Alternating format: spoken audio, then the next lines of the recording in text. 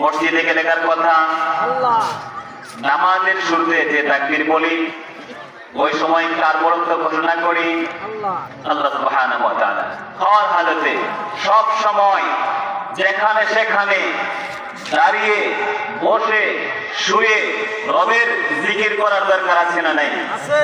আল্লাহ সুবহানাহু ওয়া তাআলা কোরআনে পাকের মধ্যে বলেন, الذين يذكرون الله قياما وقعودا وعلى جنوبهم ويتفكرون في خلق السماوات والأرض।